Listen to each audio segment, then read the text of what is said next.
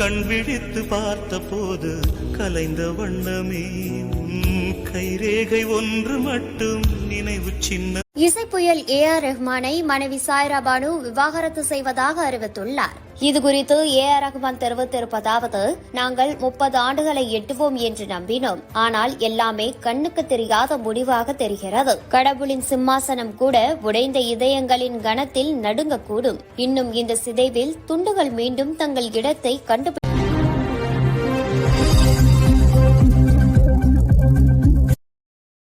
Download ShareChat. வரலையே, வரல இருந்தாங்க வரல போல இருக்கவங்க. ஸ்மெல் வருதுல்ல.